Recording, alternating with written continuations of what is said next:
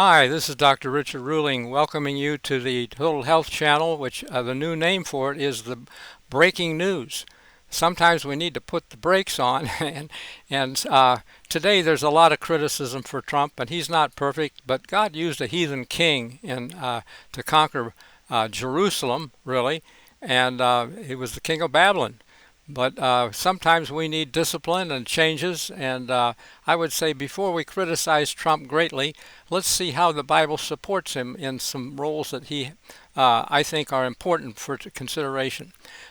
Doing so could help us see how Bible favors freedom and a higher destiny than what we may get without him. In the Bible's best-selling book, the world's best-selling book, the Bible, the great teacher was asked about the end of the world, and Christ said to understand the book of Daniel. Daniel's prophecy at the time of the end, or vision at the time of the end, featured a ram and a goat. I have a picture from Google, actually, showing how this goat flies from the west to stomp a militant Muslim ram. Basically, rams fought with their horns, and the great horn and the goat stomped the ram and broke the horns, which represented the kings of Media and Persia in verse 20 of Daniel 8 chapter. And I think that for Trump it's even more specific, because it's not just horns of leaders, but if you stop to think about it, anciently horns were cut off to make a trumpet, and the great trump is the great horn, or the great horn represents the great trump, and its purpose is to make America great. And in Daniel 8:8, that horn makes the goat great. So, and it flies from the west. I think that's it's encoded for people who are thinking. When they just don't gloss over the words, the meaning is there. I'll give you one more example, by the way.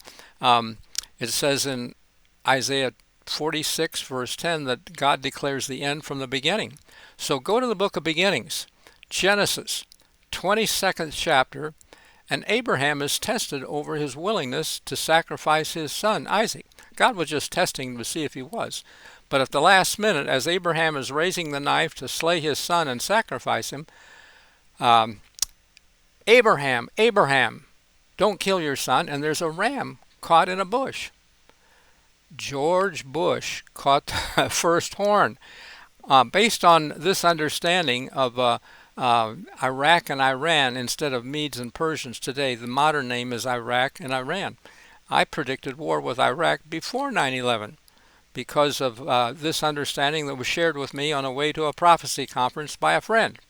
And so now I have a lot of interesting teachings, but I didn't initiate any of them. In my opinion, I think that I've been open to consider, and I've looked at the Bible, and yes, the Bible supports a lot of stuff that most churches and Christians are not even seeing, and we're looking at a few today. Basically, I think the devil is a better Bible student than we are, and he sees Trump's role and tried to abort it. Okay.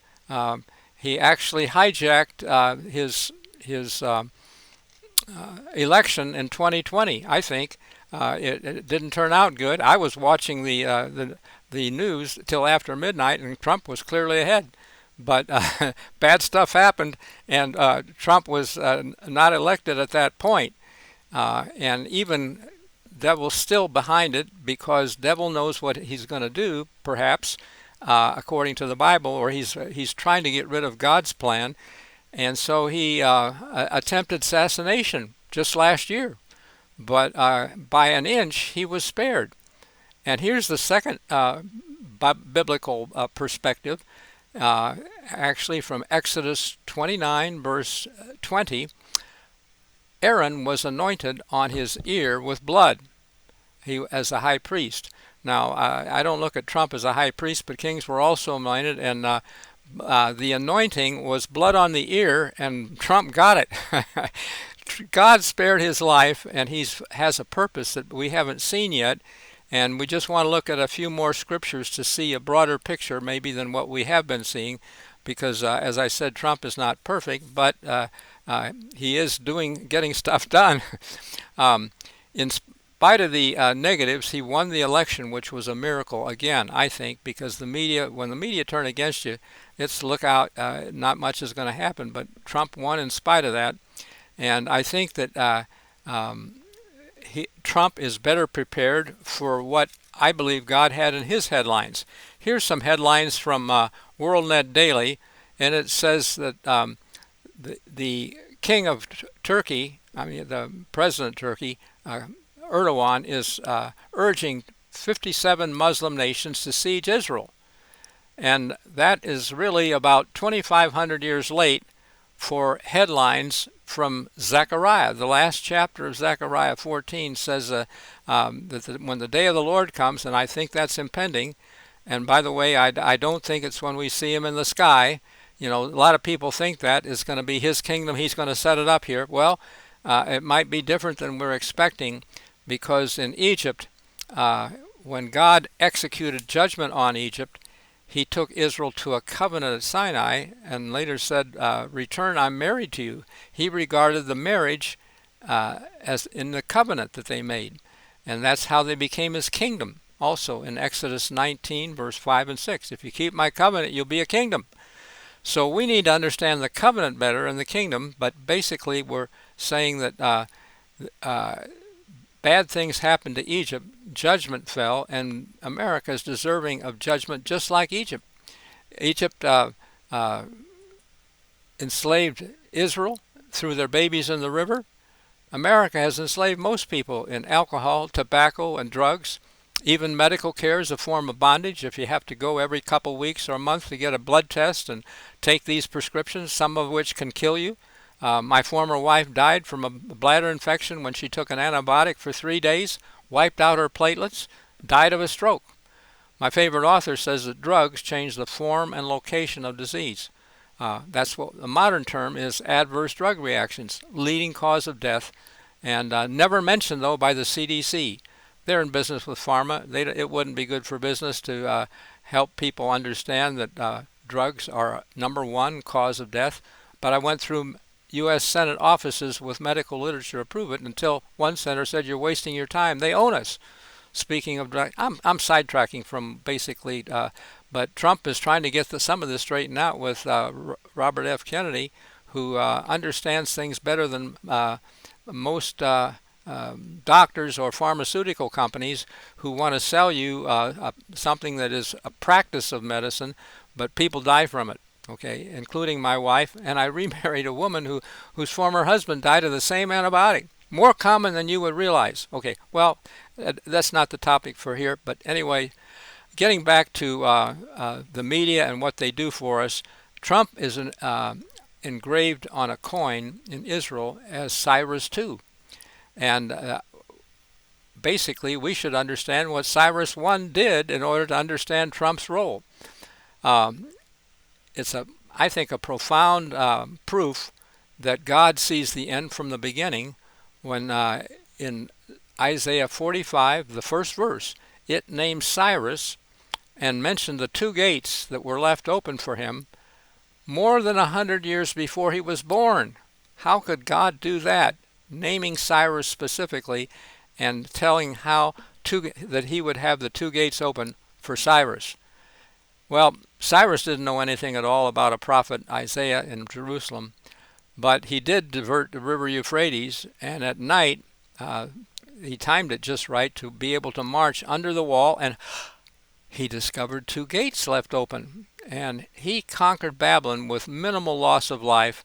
But when Daniel showed him his name and the two gates in Isaiah's writings, Cyrus was so impressed with Israel's God that God had given him the victory that he did what God was wanting in the previous verse about letting Israel return, getting back to their homeland, and helping them rebuild their temple. He gave them a donation for their temple and their God.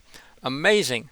Isn't it better to do it that way than to try to force people, as Muslims were doing, to you convert or die, convert or die? That's what Christ called the abomination of desolation. It desolates people's faith. if they stand up for what they want, they die because what they believe. But if they give into it, then they no longer believe that because they did it to save their life. They're putting themselves ahead of God, I think. So bad history on that. And so God is going to first let Muslims drive out the Jews who have no interest in their spiritual heritage. They just came for free land from the UN, and it wasn't the UN's land to give, really. It's God's land. He gave it to Abraham for his seed. And Paul says in Galatians 3:29, if you are Christ's, you are Abraham's seed, heirs according to the promise. So really that land is our land as well as Jews, okay? And God intends to put Jews who accept the Messiah with Christians who accept the Bible laws, the Torah. That's Malachi 4, verse 4 and 5. Remember the law of Moses with the statutes and judgments. Behold, I send you Elijah. And so that's part of the covenant we're going to need to make. And so bottom line, Trump is going to help us. Also, I see it.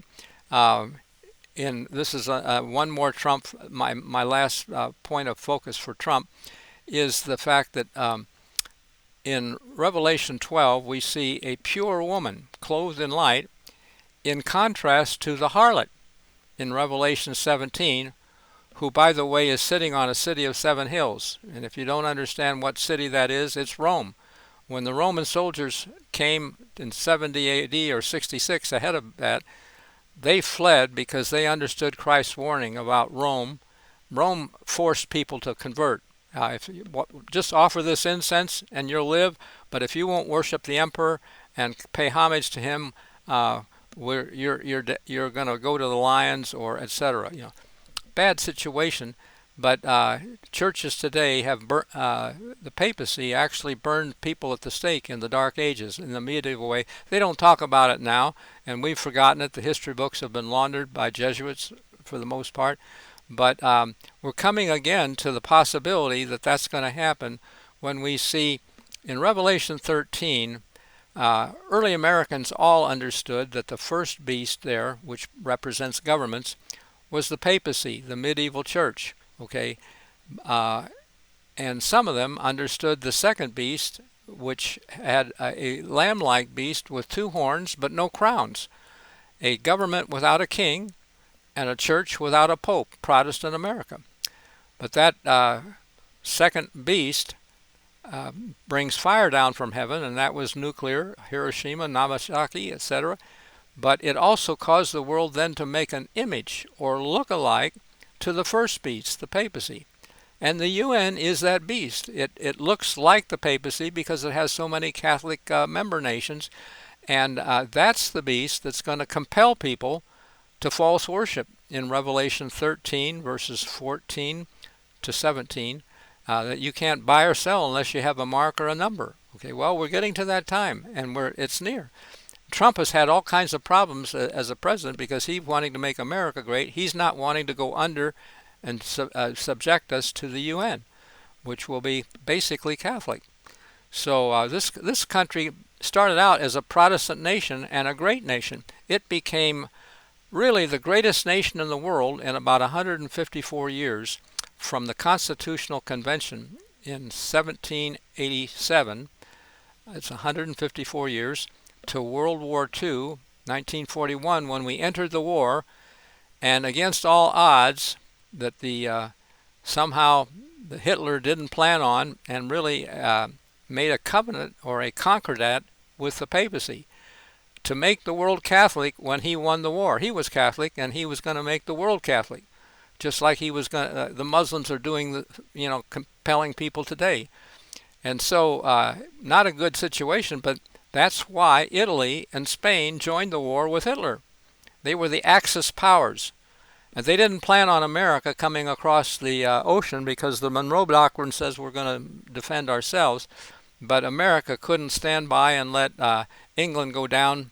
They were bombing England, London every night, and France was drunk. They couldn't fight. Too much wine, etc. I read that somewhere. But basically...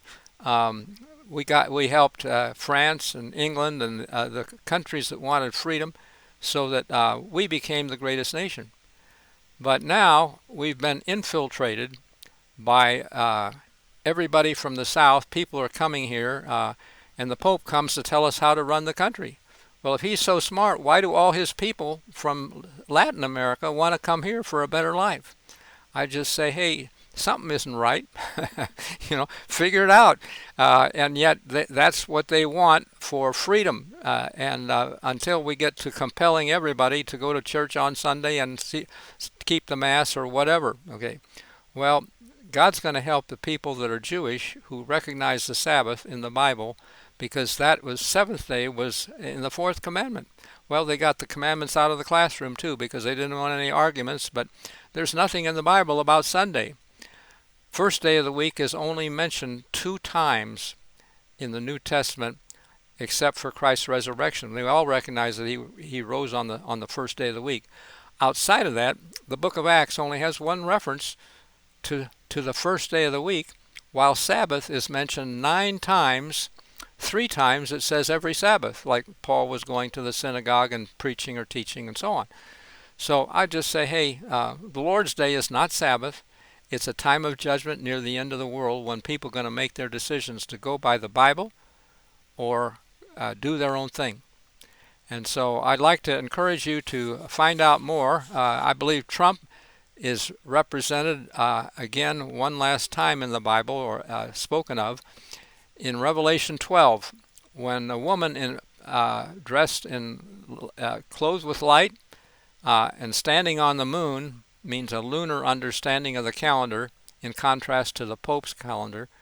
And in contrast to the harlot in Revelation 17, sitting on 7 hills, Rome is a city of 7 hills, that is the mother of abominations, and Protestants that don't protest anymore, I think we're going to be in a new world order. And so before it's set up, when there will not be freedom of worship, Revelation 13 verse 14 to 70, we will need to go to the land of the covenant where God will defend us. He said so in Exodus 34 verse 10 and 11. He said, behold, I make a covenant, and it's a terrible thing I'm going to do with you. I'm going to drive out the Canaanite. You remember the story of Jericho? The walls fell down. Israelites didn't die, etc. I don't know how God's going to do all this, but I believe that we need to be willing to go to the land of the covenant, and Trump is God's man. It says in verse 14 of Revelation 12, to the woman, the pure woman who is clothed in light, she is given 2 wings of a great eagle. Well, 2 wings of a great eagle, that must be, U.S., fly us over there to the wilderness where we are nourished and taken care of by God. Well, that's longer than I expected, but I didn't expect to say all of this, but couldn't help at this point maybe. Please consider it. If you like more information, here's a book, How It All Ends, which is, you see the Statue of Liberty and the Hudson River there. That's what's coming, basically, for America. As God stated in Jeremiah 30, verse 11, he plans to make a full end of all other nations other than his people, his kingdom, which he is going to set up, and it won't be America, okay? Sorry, we have done too much.